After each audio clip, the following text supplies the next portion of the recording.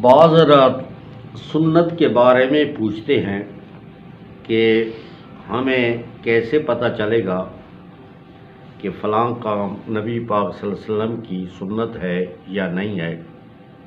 اس کے بارے میں آگاہی کریں۔ تو عرض خدمت یہ ہے کہ اللہ تبارک و تعالیٰ کا یہ حکم ہے، اتبعوا ما انزل الیکم من ربکم، تم اتباع کرو اس چیز کی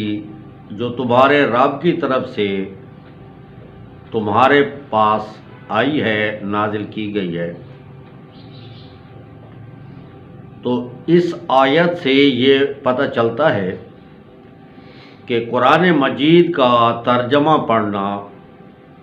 ہر انسان پر، ہر مسلمان پر فرض عین ہے، کیونکہ اس کو حکم ہے کہ جو چیز اتاری گئی ہے اس کی اتباع کریں جب اس کو اس بات کا پتہ ہی نہ ہو کہ کیا اترا ہے تو وہ کس چیز کی اتباع کرے گا۔ اور دوسرا، قرآن کی تشریح ہے، نبی پاک صلی اللہ علیہ وسلم کا فرمان، نبی پاک صلی اللہ علیہ وسلم کی سنت اور طریقہ، یہ قرآن مجید کی تفسیر ہے۔ وَأَنزَلْنَا إِلَيْكَ الذِّكْرَ لِتُبَيِّنَ لِلنَّاسِ مَا نُزِّلَ إِلَيْهِمْ، ہم نے آپ کی طرف ذکر یعنی قرآن نازل کیا تاکہ آپ اس کی وضاحت کریں کہ جو ان کی طرف نازل کیا گیا ہے لوگوں کی طرف، اس کی آپ تشریح اور وضاحت کریں۔ تو اس کا مطلب ہوا کہ نبی پاک صلی اللہ علیہ وسلم کی حدیث مبارک یہ تشریح ہے قرآن مجید کی۔ اب نبی پاک صلی اللہ علیہ وسلم کوئی دینی مسئلہ جب بھی بتائیں تو آپ کی یہ حدیث قولی جو ہے یہ قرآن کی تشریح ہوگی، اور کوئی کام کریں تو وہ کام جو ہے وہ بھی قرآن مجید کی تشریح ہوگی، اور کسی کام کا وہ خود نہ کریں لیکن اپنے شاگردوں کو اس کی اجازت دیں تو یہ بھی قرآن مجید کی تشریح ہوگی۔ تو اب سنت کا یہ معنی ہے کہ لغت عربی میں ایک طریقے کو کہتے ہیں، اور اسلام میں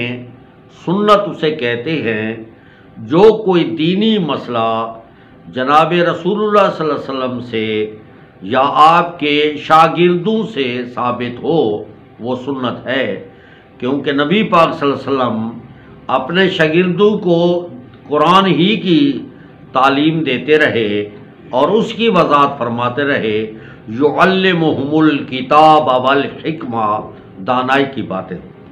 جناب رسول اللہ صلی اللہ علیہ وسلم نے فرمایا کہ بنی اسرائیل جو ہے وہ 72 فرقوں میں بٹ گئی تھی، سارے کے سارے جہنمی ہیں،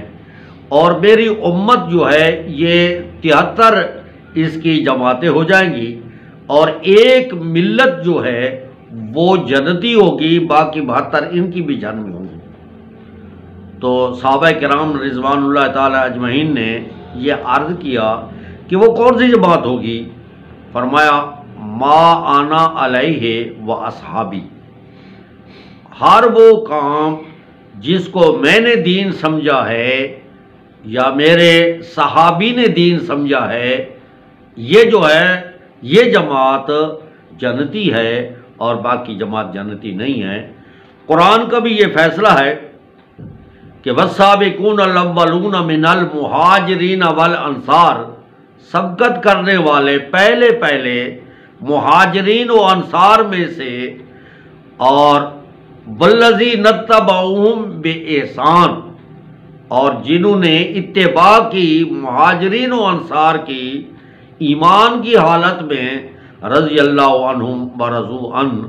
اللہ ان سے راضی اور وہ اللہ سے راضی، عد لہم جنہ، ان سب کے لیے اللہ تبارک و تعالیٰ نے باغات تیار کر رکھے ہیں۔ بہرحال سنت کا یہ مطلب ہے جو نبی پاک صلی اللہ علیہ وسلم نے کوئی عمل کیا ہو،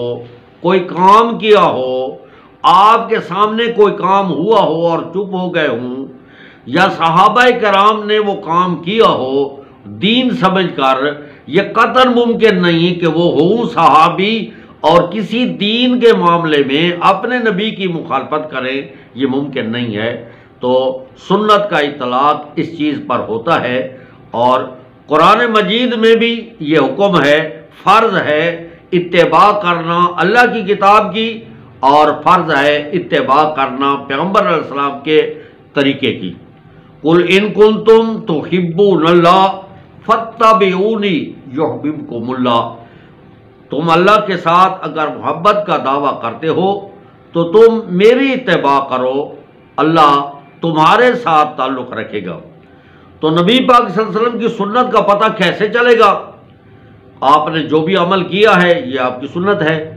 اور جو صحابہ کرام نے کیا ہے ظاہر بات ہے کہ نبی پاک صلی اللہ علیہ وسلم کی طرف سے ان کو اجازت ہے،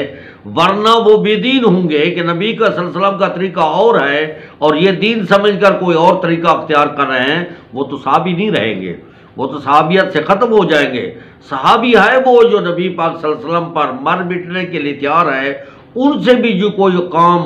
ثابت ہے تو وہ سنت ہے۔ اور یہ جو صحابہ کرام اور پیغمبر علیہ السلام کی ذات کو جنہوں نے پی ایچ ڈی کی ہے دین میں، ائمہ مجتہدین، تو انہوں نے جو صحابہ کے اقوال کو، افعال کو، نبی پاک صلی اللہ علیہ وسلم کے اقوال اور افعال کو اس سے کوئی ایک اور اس قسم کا مسئلہ ثابت کیا ہے تو وہ بھی سنت ہوگا، وہ بدعت نہیں ہوگی۔ سنت اس لیے ہوگا کہ وہی وجہ ہے۔ مثال کے طور پر میں ایک عرض کرتا ہوں کہ نبی پاک صلی اللہ علیہ وسلم نے فرمایا مکھی اگر گر جائے کسی کے کھانے میں تو وہ ایک پاؤں پر اوپر کرتی ہے، ایک نیچے کرتی ہے، ایک میں دوا ہے کہ اس کو ڈبو کر آپ استعمال کر سکتے ہیں۔ بعض بے دین لوگ کہتے ہیں کہ یہ ملا کی بنائی ہوئی حدیث ہے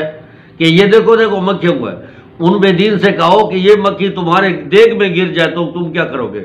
تم تو ساری مکھی سمیت کھا جاؤ گے، اور ہم تو کہتے ہیں نکال کر کھاؤ۔ ہم ملا ہو گئے اور آپ دیندار ہو گئے، آپ عقل مند ہو گئے۔ تو یہ مکھی کا حکم تو نبی پاک نے دیا۔ یہ کیوں دیا؟ اس لیے